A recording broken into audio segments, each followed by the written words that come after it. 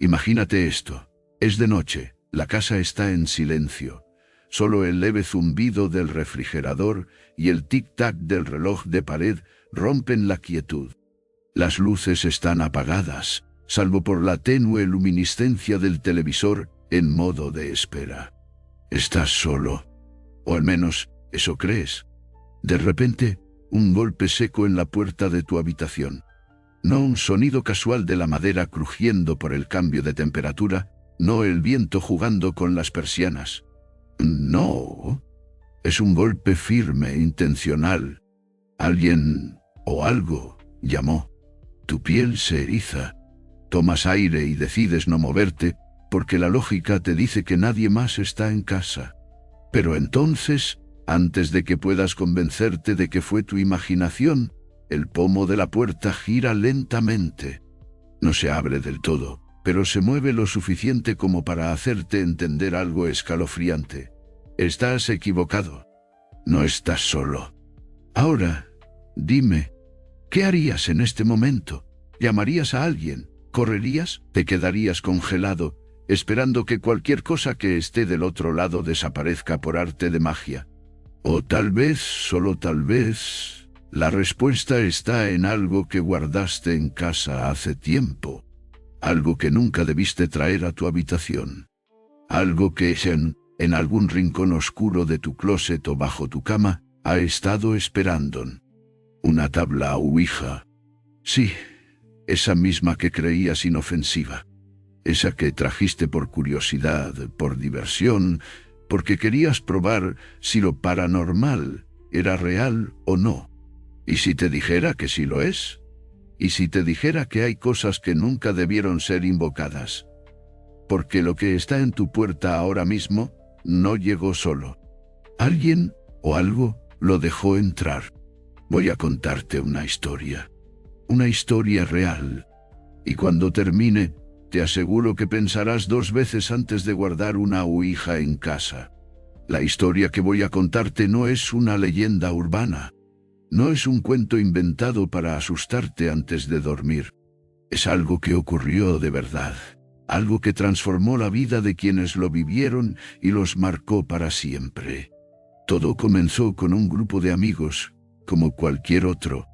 4 jóvenes en la universidad, buscando emociones, algo que rompiera la monotonía de las clases, los exámenes y las preocupaciones del futuro. Entre ellos estaba Julia, una chica de espíritu escéptico, pero con una curiosidad insaciable. Luego estaba Andrés, el bromista del grupo, siempre dispuesto a reírse del miedo ajeno. Camila, la más sensible, a quien siempre le daba mala espina cualquier cosa relacionada con lo paranormal. Y finalmente Luis, el que parecía indiferente, pero que en el fondo estaba tan intrigado como los demás.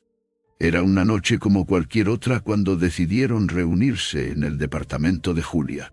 Habían comprado pizza, estaban bebiendo cervezas y charlando sobre todo y nada a la vez.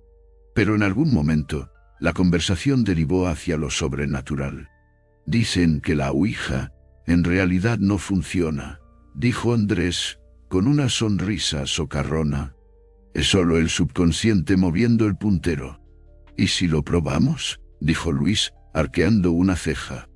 Julia se rió. No tenemos una ouija, así que ahí quedó el experimento. Pero Camila, que hasta ese momento había permanecido callada, se removió incómoda en su asiento. Yo tengo una. Los otros 3 la miraron, sorprendidos. ¿En serio?, preguntó Julia. Sí, asintió bajando la mirada. Mi abuela la tenía guardada en su casa y me la dio cuando era niña. Dijo que era un juego antiguo. Andrés soltó una carcajada. Entonces está decidido, vamos por la tabla. Camila dudó. No le gustaba la idea, pero la presión del grupo fue más fuerte. Así que, después de unos minutos, regresó con la ouija entre sus manos. La tabla estaba vieja, con letras desgastadas y bordes ennegrecidos por el tiempo. Algo en ella no se sentía bien, pero nadie dijo nada. Encendieron velas, apagaron las luces y se sentaron en círculo alrededor de la tabla.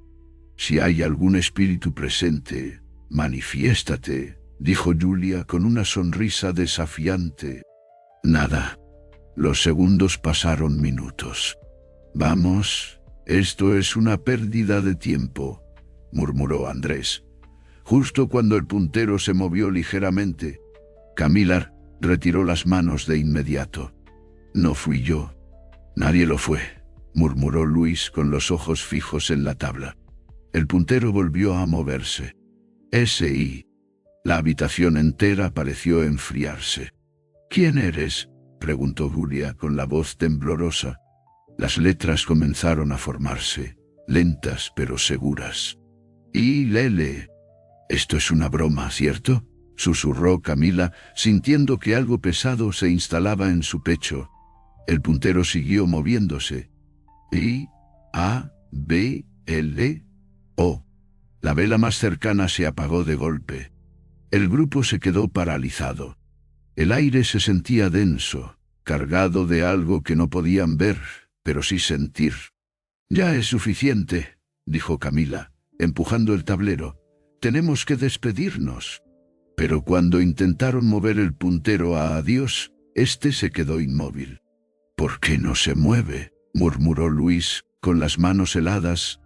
Y entonces, una risa baja, susurrante, saliendo de la oscuridad.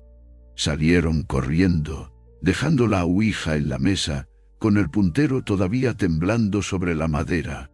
Pensaron que ahí terminaría todo, pero estaban equivocados. Porque esa noche, Julia despertó con una sensación extraña, como si alguien estuviera en su habitación. No podía ver nada, pero podía sentirlo. Un frío anormal, una presencia pesada, sofocante. Y entonces, el sonido. Un rasguño en la pared, lento, insistente. Al día siguiente, cuando se encontró con sus amigos, descubrió que no era la única que había tenido una noche extraña.